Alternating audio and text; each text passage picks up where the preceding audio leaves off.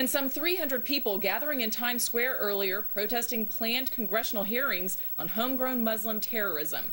The leader of the hearings, New York Republican Peter King, saying the Muslim community needs to do more to stop its members from radicalizing.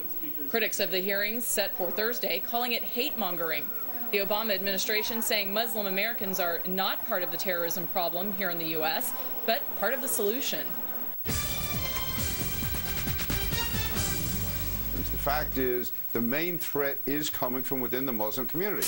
Eric Holder, the most liberal attorney general in 40 years, has said that he can't sleep at night because of the growing radicalization from the Muslim community. So who should I be investigating if not within the Muslim community? I have said time and again, the overwhelming majority of Muslims are good Americans, but the threat is coming from their community. We have to find out why, how it's being done, how we can stop it. Worried that congressional hearings slated for next week that are scheduled to focus on homegrown terrorism and the alleged radicalization of the American Muslim community will only help fuel the negative stereotype that all Muslims are terrorists. On this rainy afternoon in Times Square, New York City, a disparate group representing 80 different civic and community organizations have gotten together to hold a rally. The title of the rally says it all. Today we are all Muslims, and it's attracted quite a different, disparate group. You recognize the Imam Roof, who was so central to the plan to build that big new mosque downtown, 2 blocks from the World Trade Center. Obviously, it generated a lot of controversy. He's not here on that issue, though. He's here to promote interfaith solidarity. Very nice to see you, sir. So tell me what you intend today. What are your hopes? Well, the important thing to remember is that our common enemy is extremism, not Islam. Any attempt to portray all of Islam or all of Muslims as terrorists and as the danger is wrong and false and dangerous for our homeland security. Has your family, have you recovered from the savage treatment you received when the so-called Ground Zero Mosque controversy was born? Well, with God's help, the dream is still alive, and if I'm convinced that America is ready for a new discourse, a discourse of healing around the issue of religion and around the issue of Islam. American Muslims are your greatest ally in rooting out extremism. Don't radicalize our community, Congressman King. If I may bring your wife over, Daisy Khan, the question I asked your husband was more personal, though. It was, have you recovered from the savage treatment that you received when the controversy was born? Well, we have certainly recovered because we have so many friends and allies that have galvanized around us, and we are actually much more hopeful now than we were before. You don't despair sometimes that for every step forward, there are 2 steps back? Well, Congressman hearings are the setback that we are worried about, and this is why so many people from different faiths have come together, 90 organizations, because they know that this setback happened to them too. The Jews know what happened to them, the Catholics know what happened to them, and people know when others are being marginalized. And America has matured, and people are saying, we're not going to do this anymore, America. We're not going to let another community get marginalized. We're going to forge forward, and this is what we're seeing today, is a crystallization of that. So the obvious question, why are you here, Adrian?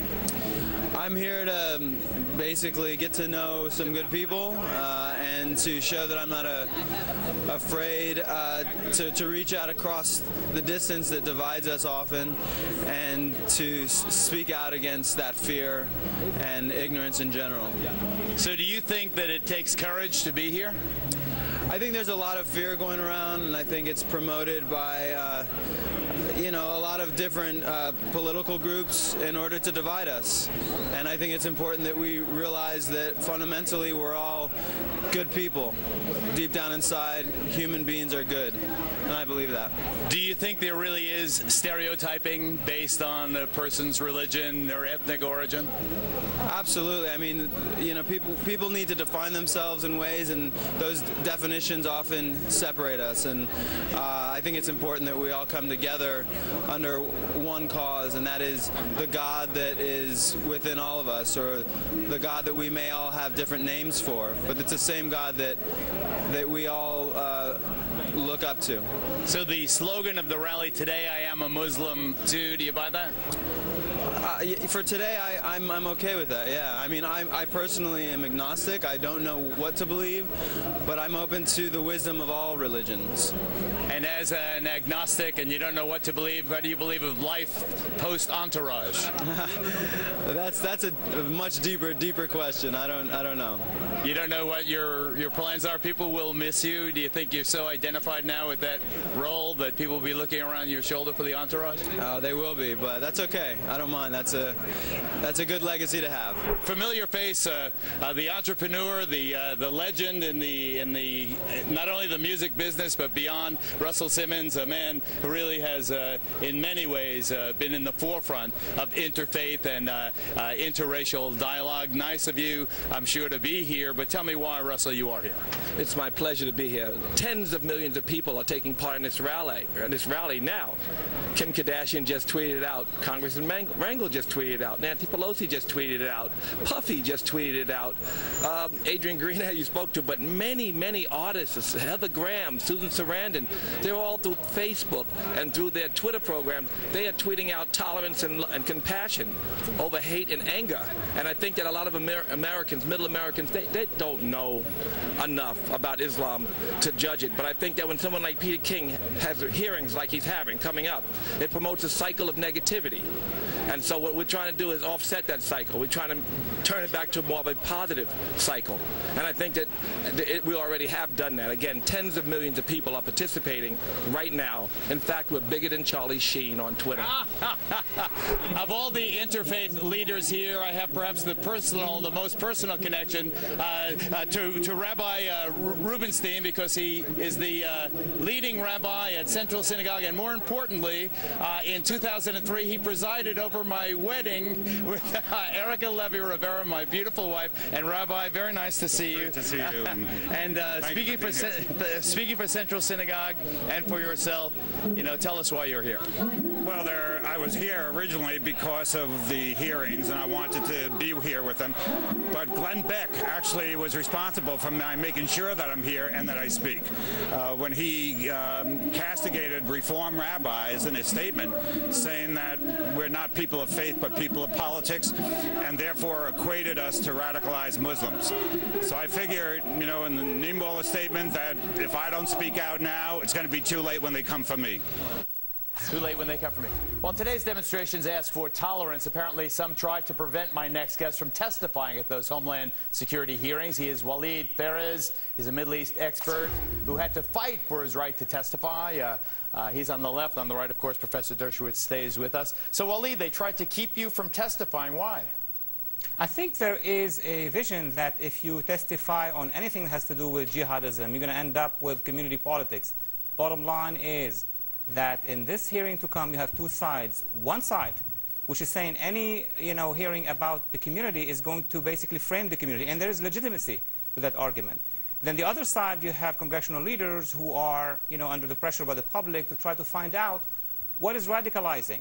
So I think at the end of the day, the missing link here is the fact that the executive here should come with its next national security doctrine. I want to talk straight here, Walid. These demonstrators tried to keep you from testifying because you would testify that homegrown terrorism is real, right? Yeah. Well, of course, I have 3 books. I have 1,000 articles. My testimony is not going to add actually more than my 3 books. 15 minutes are not going to make the difference. But it's the symbolism of talking about the existence of an ideology. See, this whole debate, Geraldo, is about, is it the community or not? I come from a different angle. I say regardless of community politics, there is an ideology, and there are individuals even outside the community. Who are the Jihad Jains? They're not members of the community. They have been radicalized. So I think that if we work on the words between the two sides, we can find a solution to this. We can focus on the ideology instead of the community. Professor Dershowitz, isn't Congressman King right, though, when he says that homegrown terrorism has been an American Muslim phenomenon by definition? Isn't he right? He's not right. No, he's not right about that. Look at Oklahoma City was homegrown terrorism. It was not Islamic terrorism. The recent events in Tucson are homegrown terrorism.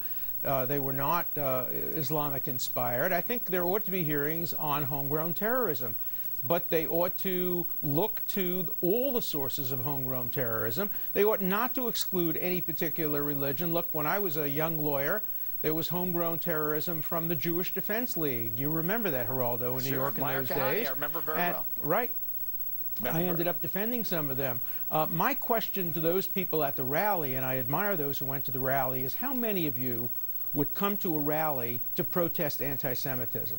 How many of you who were so strong in protesting anti-Islamic views would really do it across the board? Because what we're seeing on college campuses today are many, not all, not most, but many Islamic students on college campuses. I've seen it myself at the University of California at Irvine.